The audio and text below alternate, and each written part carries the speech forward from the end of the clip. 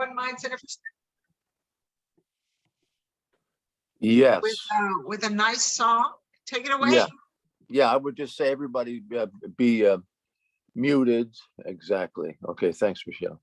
A wonderful day like today, in the midst of all that's going on, it really is a wonderful day, and it's up to us.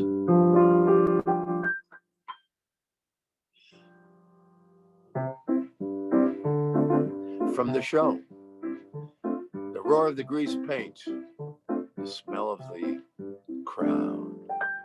On a wonderful day like today, I defy any cloud to appear in the sky.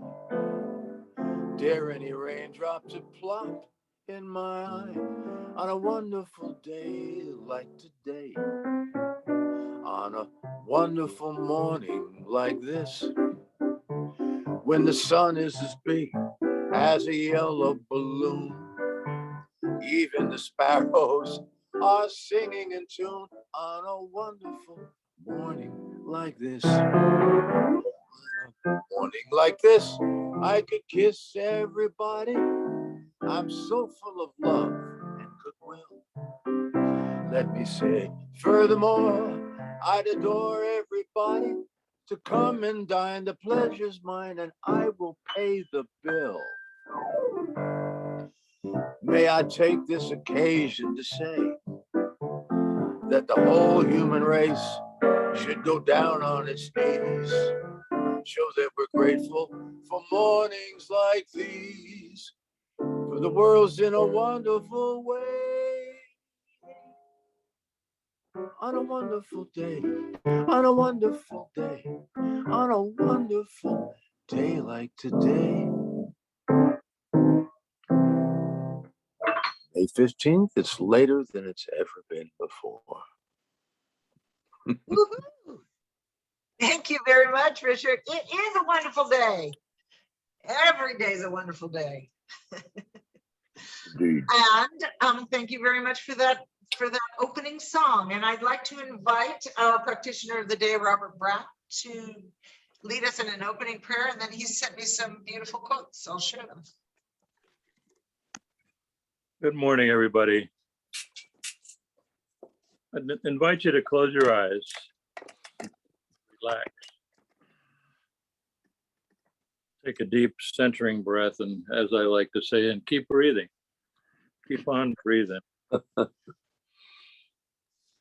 Join me in consciousness in knowing that there is only one power, one presence in this universe and in our lives. And each of us is one with it, each and every moment of our lives.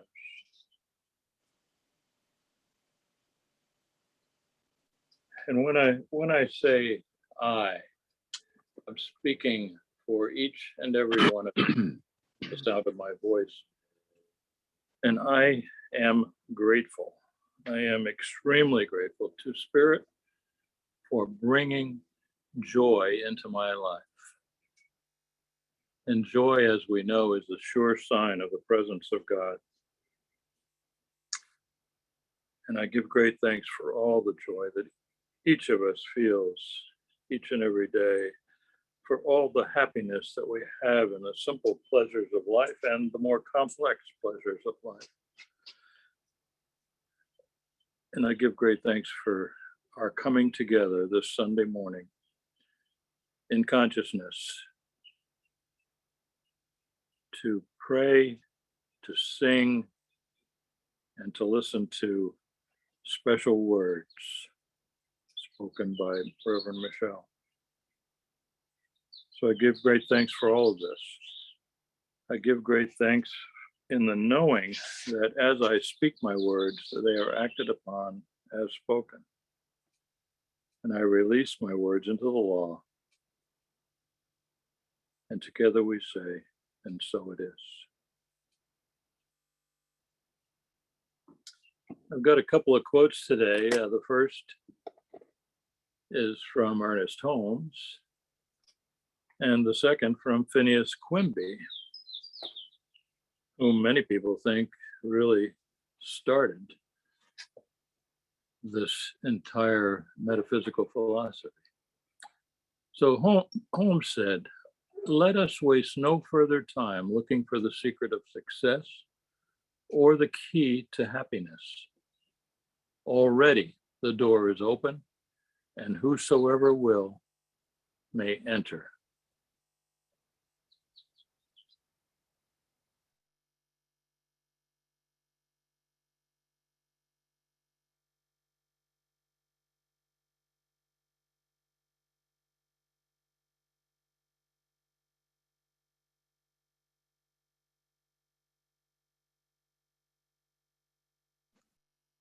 I think Robert may be frozen. Is not me, right? Everybody can hear me? Okay. Yeah, I think Robert's frozen, so I don't know if you can hear me, Robert, but if you can, you might want to log off and log back on. I think he's doing that right now. So I can read his second quote, or we can wait for him to join us again. Let's see. I'll stop the share and we'll wait for him to come back on. Let's see. He should be right back on. We can be patient. I see Lisa and Betty have joined us. Hi, Lisa, and Dee and Jim are here now. We'll see if Robert gets back on. Good morning. Good morning. I love that first quote by Holmes. That was quite, and that's really what we're going to be talking about today is about, let me share it again, is about happiness and how always within us.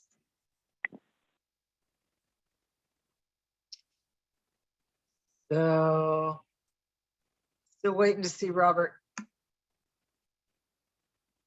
He's back on yet. Oh, hi, Dana. Glad to see you. We had a little technical glitch. Robert was reading the, he's the practitioner of the day. He was reading the quotes. Here he comes. I see him now. Robert, we waited for you. Okay, thank you. We So, knew you would just pop off and pop back on. You know, when you meet on Zoom, you have to be very patient with technology. So, Yeah. So did I finish the Holmes quote before you got yes, the we heard that. Beautiful quote. And Quinby said, disease is the misery of our belief. Happiness is the health of our wisdom, so that man's happiness or misery depends on himself. And, you know, to suit our modern predilections, a woman's happiness or misery depends on herself as well. And I invite you to go through that door that Holmes says is open. Enter through that door and find the secret of success and find the key to happiness. Now we have a musical interlude before, well, actually, we won't have a musical interlude. I forgot about May's affirmation. That's okay. So let's say this together. Today, I allow myself to feel everything. I know I am grounded in the infinite loving embrace of the One.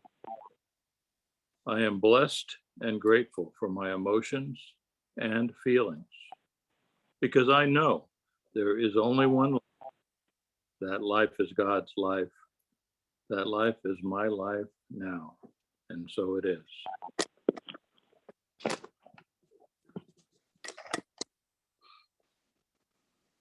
Now we're going to have some music. That musical interlude.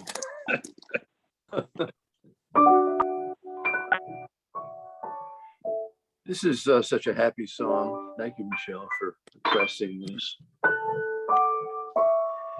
Something by Bobby McFerrin, and I don't know if it was back in 1988, and he sang all the parts. He's an incredibly talented singer.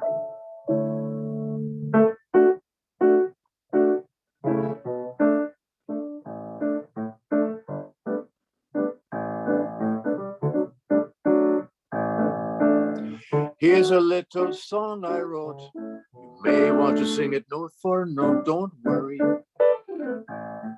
Be happy. In every life we have some trouble, but when you worry, you make it double. Don't worry. Be happy. Whoa, oh, oh, oh, oh, oh. Don't worry. Be happy. Whoa, oh, oh, oh, oh, oh. Don't worry. Be happy. Ain't got no place to lay your head. Somebody come and take your bed. Don't worry. Be happy. The landlord say your rent is late. He may have to litigate. Don't worry. Be happy. Whoa, oh, oh, oh, oh, oh, oh, oh, oh. Don't worry. Be happy. Whoa, oh, oh, oh, oh, oh, oh, oh, oh. Don't worry. Be happy.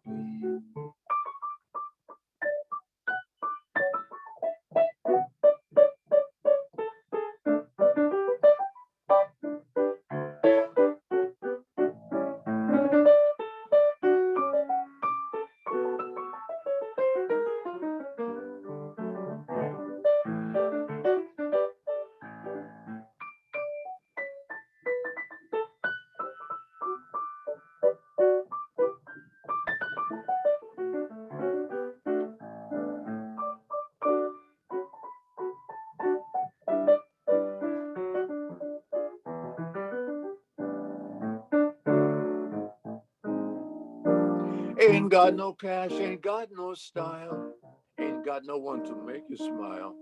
Don't worry. Be happy.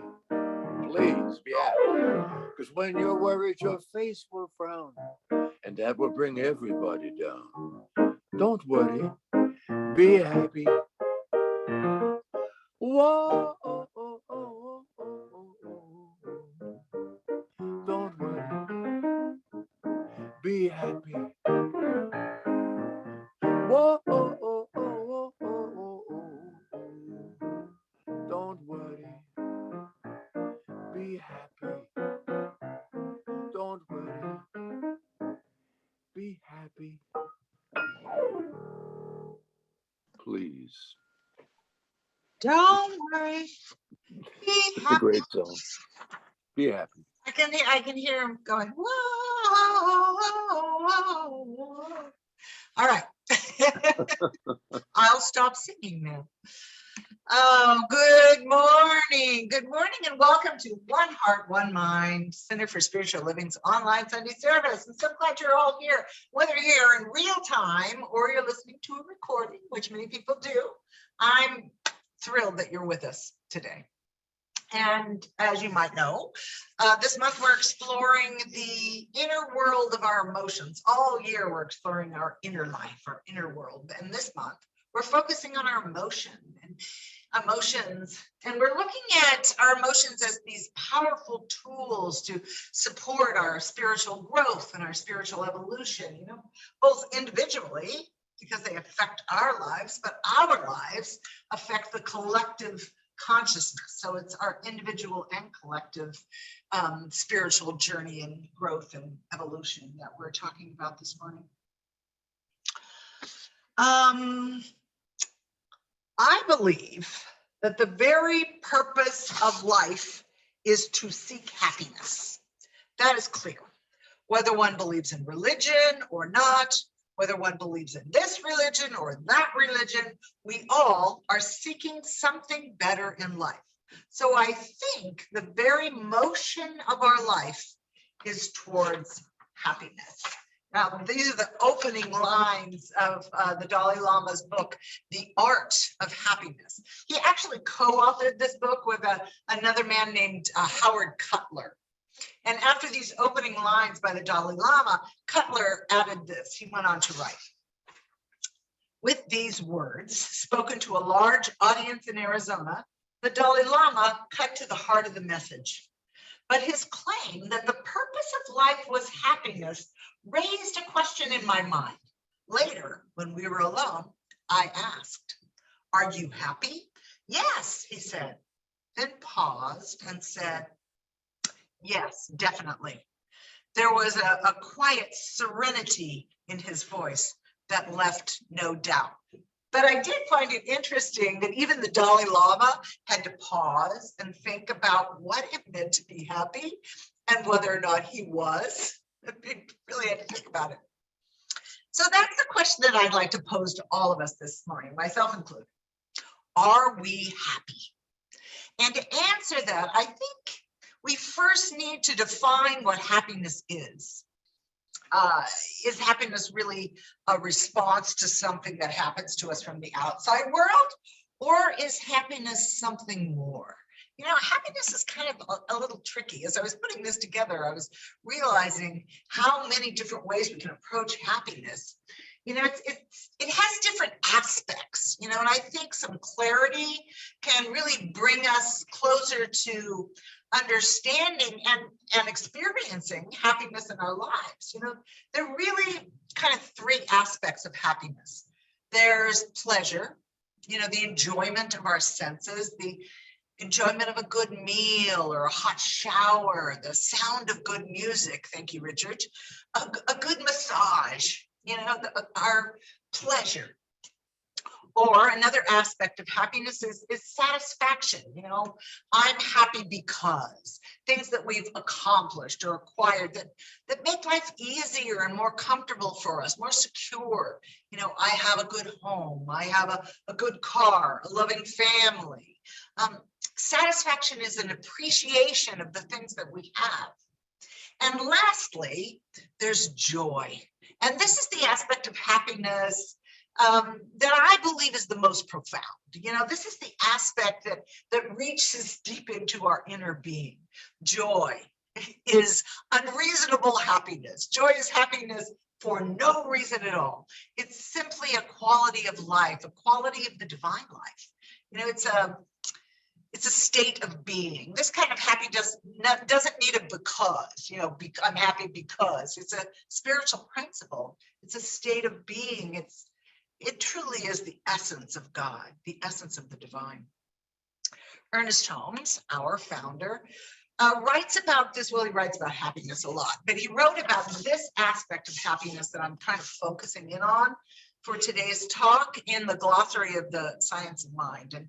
And he wrote this. He wrote, in metaphysics, happiness, means a state of inner peace. Can you feel that? A state of inner peace.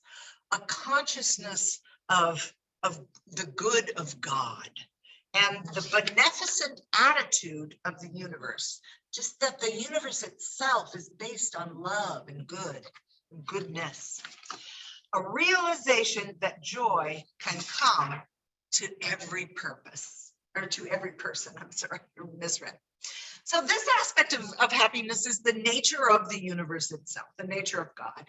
And while we may be inspired to feel deep happiness by things that we encounter in the outside world, pleasure and satisfaction, it's not sourced from the outside world. This joy, I think in his opening prayer, Robert talked about joy is the presence of the divine, the evidence of the presence of the divine. I forget how the quote goes exactly, but that is inherent within us. It doesn't come from something that's outside of us. That divine nature is our nature.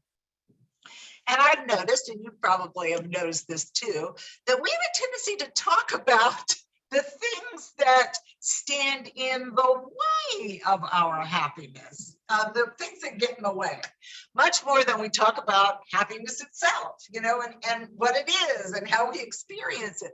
We tend to talk about the things that keep us from it. But as metaphysicians, and I know you all know this, we know that everything begins in consciousness. Everything begins from that deep connection within, you know, and we often talk about the two aspects of the creative process, love and law. and the love we find in that connection with our inner source. And the law is the natural process by which we bring about what we experience in that connection with our source into our lives, into form and experience. The seed, if you will, because we use that metaphor all the time of the seed, soil, and plant. But we know that if we want to experience prosperity in our lives, then we have to become prosperous in consciousness first. If we want to experience peace, we must become peaceful within first. If we want to be healthy and vital, we even imagine what health and vitality feel like. And it's the same thing with happiness. We connect with that joy, that essence of happiness within us, and then we experience it in our life. It reminds me of that Abraham Lincoln quote. I just thought of it. What did he say? He said, "I think people are about as happy as they make up their minds to be." And that's true, right? It's how much we decide that we want to encounter that inner spiritual principle or presence. We first become what we want to experience. It's the way it works. So this week I did a lot of digging into what happiness experts say about the nature of happiness. And one of the best descriptions that I ran across was from an author named Robert Holden. He actually wrote a book with Louise Hay before she passed called Life Loves You. He's written several books, but he had this great description. He referenced that line in the Declaration of Independence about happiness. What did they say? He talked about our unalienable right as human beings to life, liberty, and the pursuit of happiness. And he focused on that word pursuit, which I think was key. He said, pursuit can either mean to take an interest in, or it can mean to chase something. But to have the right to inquire, to explore the nature of true happiness, that's a beautiful thing. What a wonderful freedom to be able to do that. But to chase after happiness implies that it's out there somewhere. And if we're chasing it rather than connecting with it within ourselves, we won't ever actually experience it. He defined our tendency to chase happiness as our largest contributor to our unhappiness. And I tend to agree. If we're chasing something, we don't realize we already have it. Sort of like the dog chasing his tail, right? You know he's never going to get that dang tail. So you know what I'm talking about, though. It's I'll be happy when. I'll be happy when I get a good job. I'll be happy when I get that big house or that perfect relationship. I'll be happy when, and you fill in the blank. You know what your out there is. But the state of happiness that the Dalai Lama seems to have, he said, yes, definitely, or the one that Holmes wrote about, comes from within. And what a great place to begin our exploration of happiness. You don't have to go anywhere. It is right where we are, like all the other spiritual principles that are inherent within the divine nature. To cultivate that happiness and that state of being within ourselves is where we always have to start. So I found this story. I always love to find an illustrative story. But there's this story, and it's about a very wealthy family. And one day the father decided that he would take his young son on a trip to the country to expose him to people who were less wealthy than they were, that lived a more humble life. And so he did. He wanted his son to have kind of an appreciation, a deeper appreciation. So they arrived at a farm of a very poor family, and they spent several days with this family, and they lived exactly like the poor family lived. And on their way home, the father asked his son, well, what did you think of the trip? And the son replied, oh, I thought it was great, Dad.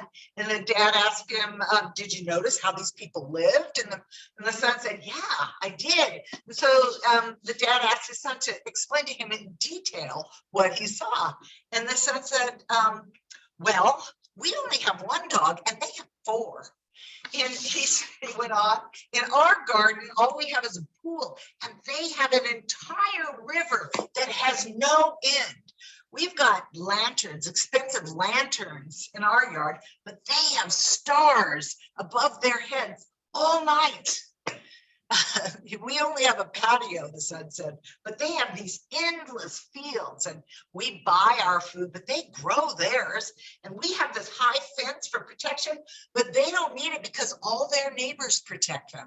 And the father was pretty shocked. He was stunned, and he didn't really even know what to say. And then the boy added, "Thank you, Dad, for letting me see how great it is to be poor. I want to be poor when I grow up." And the moral of the story is, of course, that true wealth and happiness are not measured by material things. They're not measured by anything in the outside world, really. Love and friendship, connection, freedom, these are qualities that pave the way to happiness. They remind us of who we are. They touch that place in us.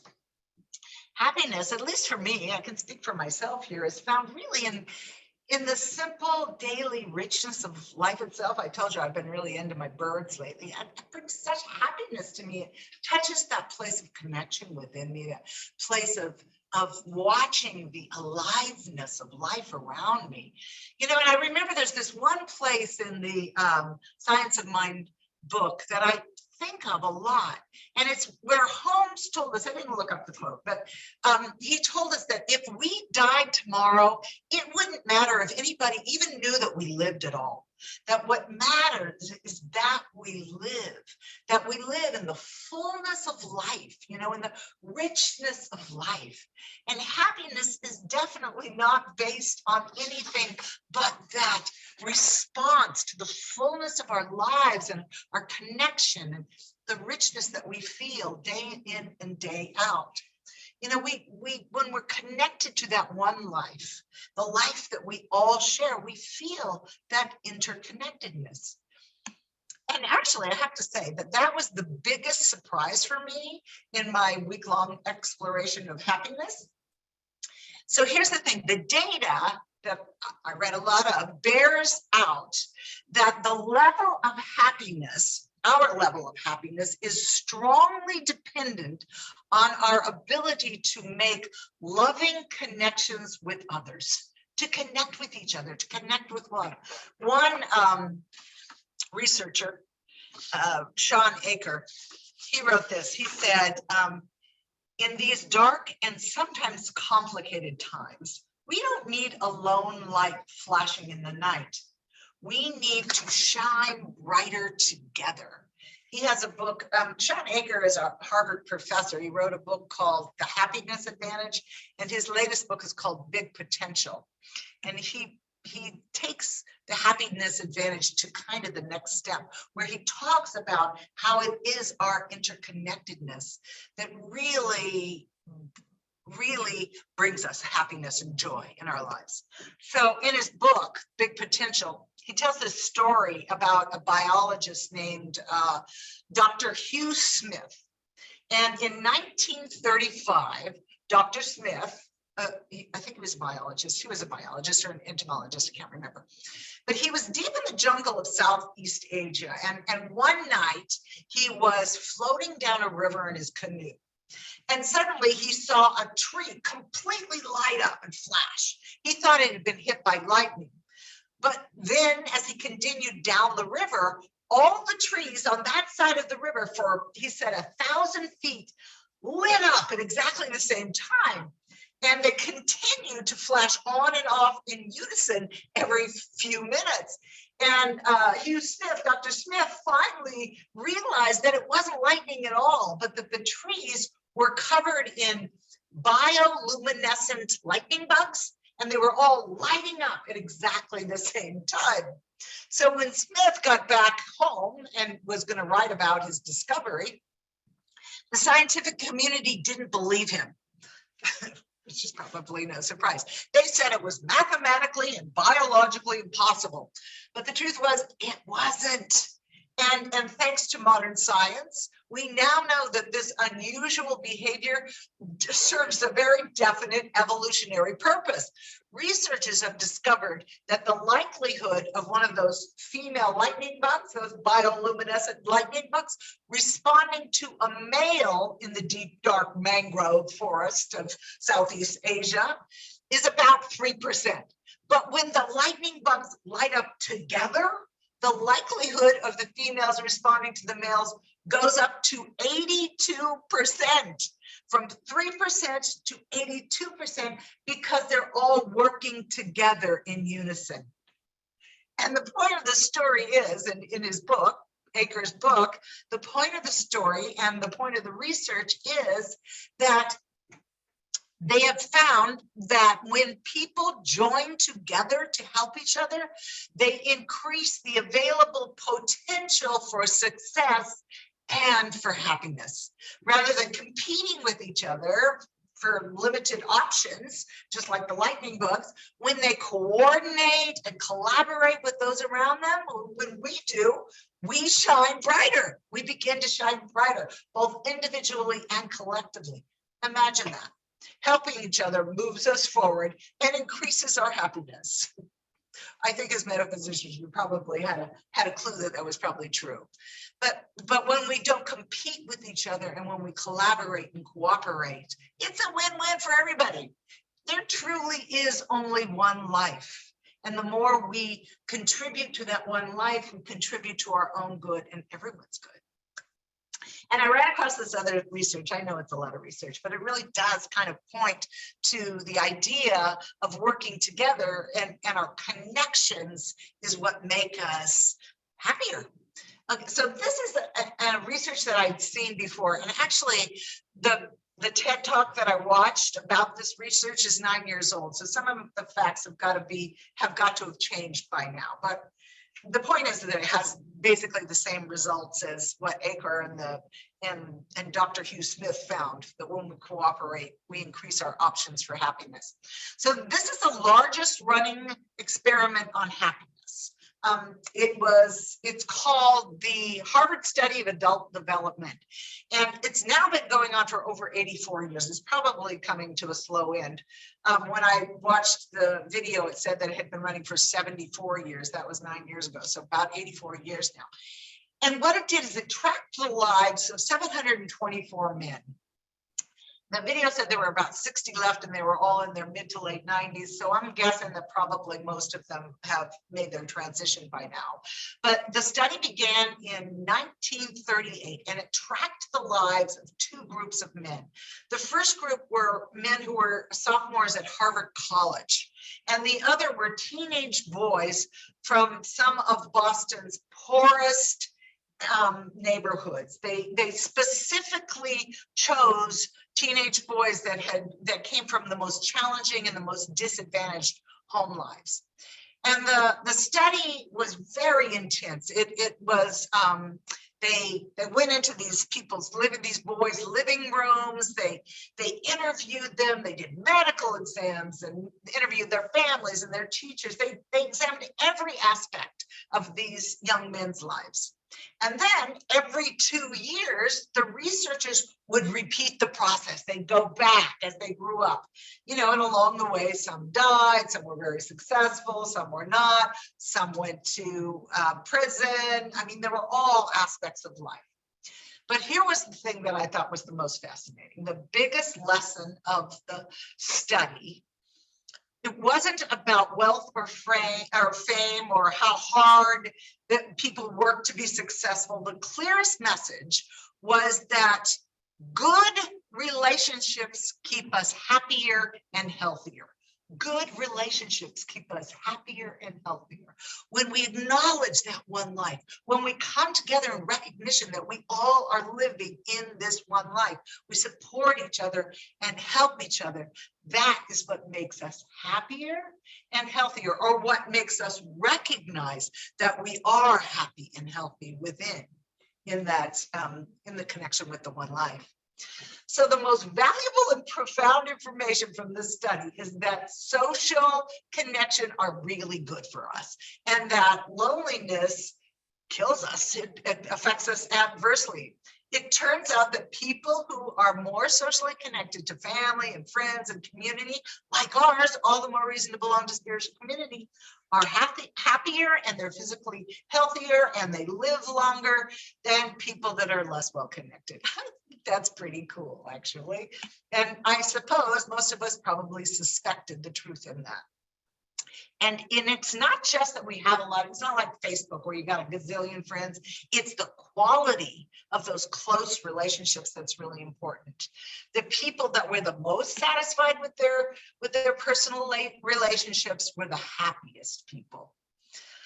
So what I've come away with after this week-long immersion into happiness is that happiness is a spiritual principle. And like all spiritual principles, it comes alive in our lives through spiritual practice. Like everything else, like love, like prosperity, health, vitality, all the other spiritual principles that we talk about in our philosophy, these things are inherent within each and every one of us. And in this spiritual principle of happiness, or we may want to just call it joy, which is fine too, in our connection to that from our source, when we are connected to our authentic self, lots of words, when we are connected to that individual God self that's within us, when we are the quality of our relationships, the quality of our life in the world, and all of the things that we connect with is happier and healthier and more enjoyable, just like anything else. And I think having clarity about what happiness really means to us personally, whether or not we're constantly in pursuit of happiness, or whether or not we are connected to that principle of happiness within us, is very important. What do we talk about? What do we focus on? Do we talk about the fact that this stands in the way of, well, I'd be happy if, or do we talk about the happiness that we already feel, the appreciation we have for the things that spark that connection and that recognition of happiness within us? What do we talk about? What do we focus on? What are we grateful for? And I think knowing that happiness is not out there, it's right here, helps us change our focus, whatever it may be. Are we experiencing happiness right here, right now?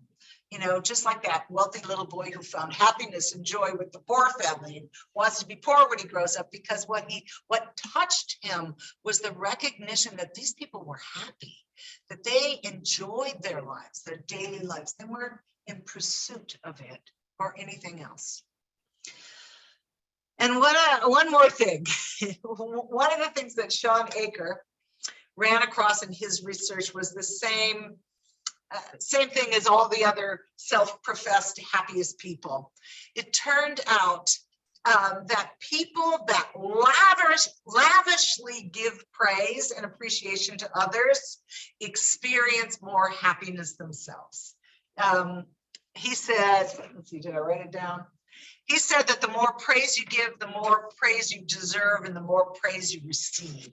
And I thought, what? We can turn that into a spiritual practice. So I thought I would invite you this week to lavishly praise others, to actually look for things to praise and appreciate others for, and to tell them about it, not just to think it, but to let them know.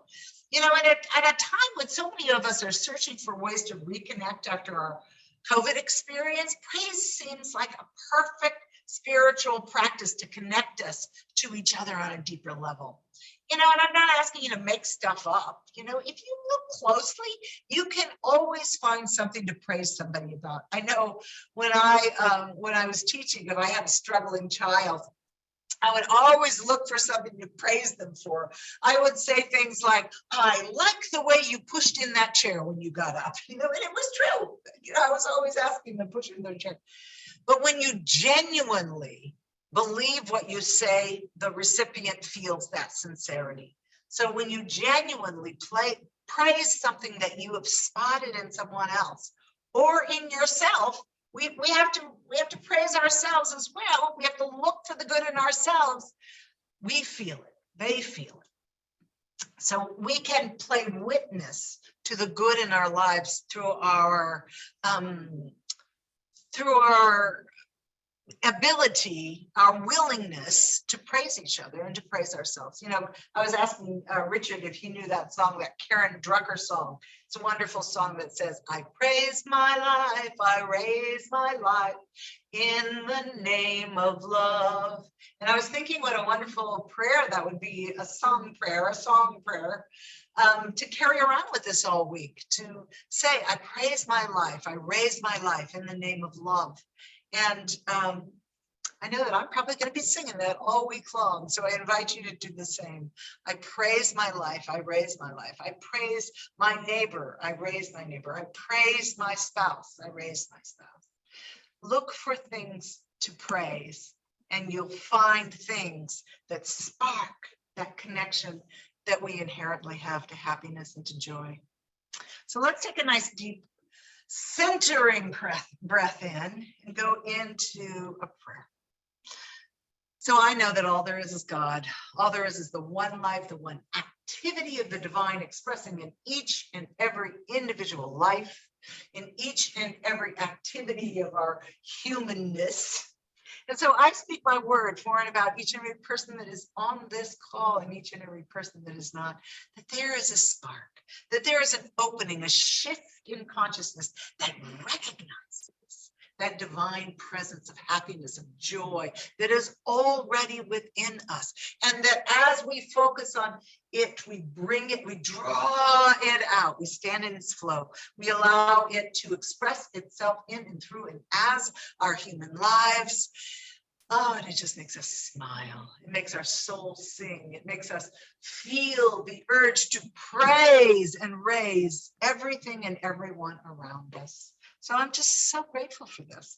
I'm grateful for the recognition that we are love and that we participate with law, and that right here and right now, as we connect with that inner spark of love, we are demonstrating it even more fully in our daily lives. Thank you, God, for this ability to co-create.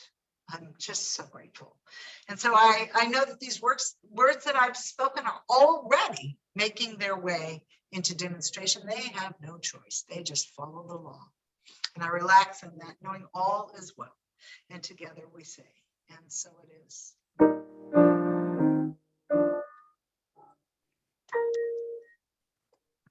And so it is. So I'm expecting to hear you guys praising everything around you all week. Praise my life, I raise my life. I love that song. I don't know if you've heard it. You can find it on YouTube. But yeah, I think it's really true. I think when we praise things, we raise them up. What we appreciate appreciates.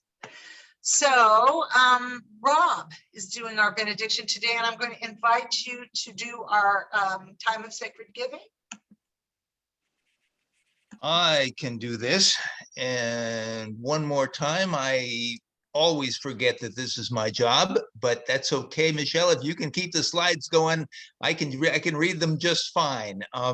Want to take this time just to this is the most magic subject of all, is happiness. The most the biggest part of our being, our quest for more happiness is just magnificent. To spend some time pondering this with Michelle and just realizing the immense truth and the facility of science of mind that helps us to achieve what we want. And what we want is more happiness. And I'm just delighted that that's the case. I'm delighted for this opportunity to be part of this family and to take this little chunk of time on Sunday morning to remember the important stuff. And if you are like me and appreciating this, your opportunity to help keep us thriving is to make whatever donation you can to One Heart, One Mind. We've got the two primary ways that we use. One is Venmo, because it's super easy and it doesn't cost anything to grease the wheels of commerce here. All the money goes to One Heart, One Mind. And the same is true, assuming you can come up with a stamp, as if you can send a check to Jim Massapost, and the address is available. I think that is probably in the chat. Yeah. There we go. And since those are the two ways, we're going to do our sacred giving affirmation, which is, I recognize that all supply flows from the divine givingness of spirit. My gift is a continuation of this divine flow. I give and receive from this infinite supply. I give in faith, in love, and in joy, and it flows back to me in kind. And so it is.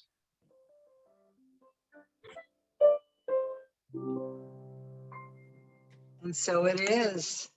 And I bet that Yvonne has some announcements for us. I do, and I'm just going to start by just saying, please join us on Monday evening for our prayer group. It's from 6 to 6:20. It's 20 little minutes of communication. It's wonderful. It's silent prayer focused on one heart, one mind as a group, and it is very powerful. And then Tuesday evening, we have a Zoom meeting from 6 to 7, and everyone is welcome to attend. And this Tuesday, we'll be talking about limiting factors in life, which are based on an essay by Ernest Holmes, Science of Mind discussion program. These are really interesting because a lot of you, I'm sure, I never, after all my years in Science of Mind, I don't know about the discussion program, and it's pretty darn cool. We've had some good discussion going, so I really encourage you to join us with that. And then I'll send out the essay. Sorry to interrupt. I'll send out Perfect. the essay this afternoon so you have a chance to read it. It's not long. It's one No, page. it's not long. They're usually maybe one page, maybe a little bit more. It's really, and very interesting questions come up. It's great. So on Tuesday, May 24th, a week from Tuesday, this next Tuesday, a week from this next Tuesday, we're going to begin a new discussion group, and it's going to be led by Reverend Michelle and practitioner Raylene Clark. And the group will be using the book Spiritual Economics. Oh, I have it over there. I was going to hold it up for you so you could see it.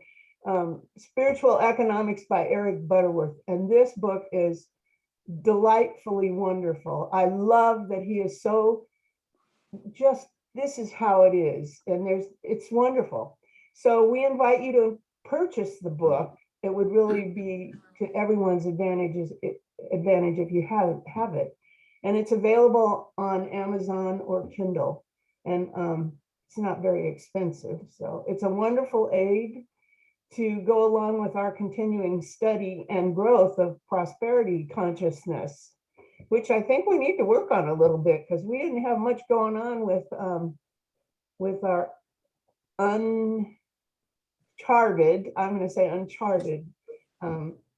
income this week. So we need to work on it, and that's what we're going to do. And then I just want to remind you that, so you don't forget, that Reverend Michelle does these YouTube spiritual practice prosperity videos, and they're wonderful. And it's only about 15 minutes, and you get a whole wonderful spiritual mind treatment that has to do with prosperity. So she does them on Wednesday and Friday, and you can go into YouTube and subscribe to it. It doesn't cost you anything. It's not one of those big pains where you get 15 things, and it'll come up on the days that she does them, and you can just go right in and enjoy them. And I just really appreciate them tremendously. Thank you, Michelle. So You're welcome. I have something interesting when we're sharing. So if you're thinking about checking out before you hear my share, then you have to not do that. Just wait a minute, it'll be fast. And that's it. Sounds good. Thank you. All right. Now, Rob, would you please do the closing prayer for us? And then Richard, take us out. I will do that. Okay. I will do that. And so this is the chance we have just to relax, feel the God that in which we live. Feel that God that is so magnificent and so rich with the fullness of life. I am so grateful that the purpose of life is obviously to seek more happiness than we already have. But the glory of God is living in God. That higher level of happiness which we seek is always attainable, always. And simply by considering it, we become more happy. This is the magnificence of living in the universe of God. And once we have achieved a higher level of happiness, yes, we want more, but that level of happiness is always available. And this process just continues forever and ever and ever and ever for all eternity. Thank you, God. What a wonderful existence to have. It just doesn't get any better than this. And then it does. Thank you, God.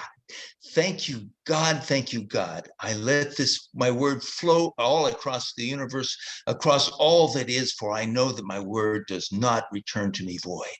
It is just true. Thank you, God. Thank you, God. I let this be, I let it go. And together we say, and so it is.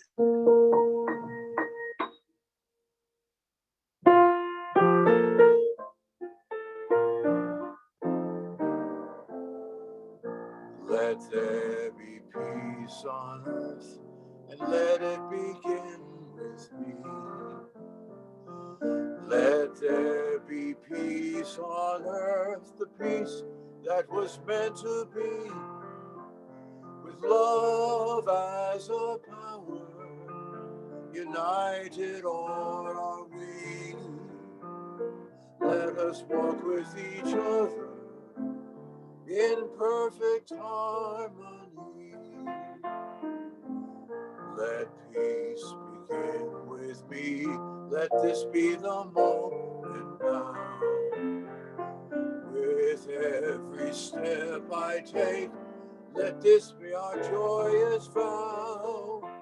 To take each moment and live each moment in peace eternally. Yes, there is peace on earth, and it has begun with me.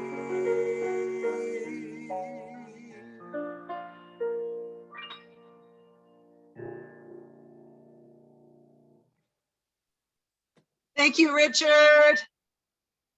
Woo-hoo. And thank you all for being here. It sounds like Yvonne's got something exciting to share, so I'm gonna call on her right away. I do. This, to me, is incredibly exciting.